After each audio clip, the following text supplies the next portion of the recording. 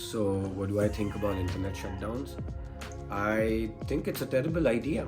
I think it's like horrible to be able to like shut down information for someone. Like think about it this way, right? Like even people who don't use internet, right? Like you have like 40% of India that does not use internet, okay? Um, Even like people who have like basically no need for internet or whatever, the internet does control their lives. So you remember the ration card, like where you have this kind of card and you fill it out, and basically you get like food supplies for a little bit cheaper. It could be like for 25 rupees you get like 5 kilos of rice or something like this. I don't know the prices, but the idea is something like this, right? So it's kind of providing food security to some of the poorest people out there. um, and granted that it's India and everything's kind of mixed up, so in that 5 kgs of rice you'll have like 1 kg of stones. But still, like the ration card is a very important practice to kind of ensure food security, right? And you're giving, like, you have a country with 916 million malnourished people. That's insane. And the ration card is one step towards like kind of fulfilling that. I don't think it's perfect or whatever, but it's something. So now you have something that's pretty much working, and you're like, hey, let's make it even better. Let's make it with biometric systems.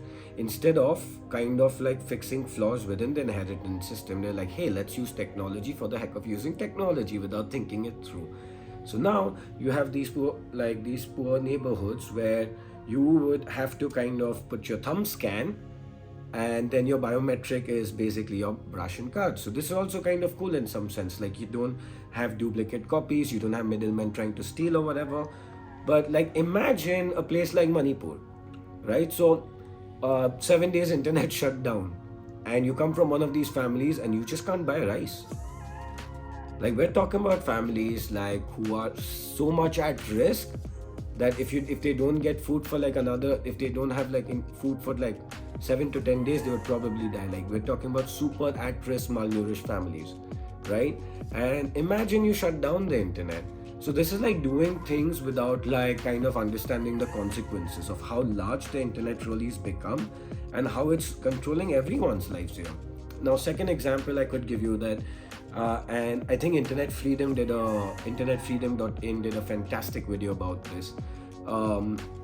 Was like the Manrega scheme, right? Like, so you have these people who have to kind of break rocks, make rocks, and get 300 rupees a day. This is the kind of the employment security that you get from the government of India. Like for a certain amount of days in a year, you will get to have jobs that pay you 300, 350 something during the day.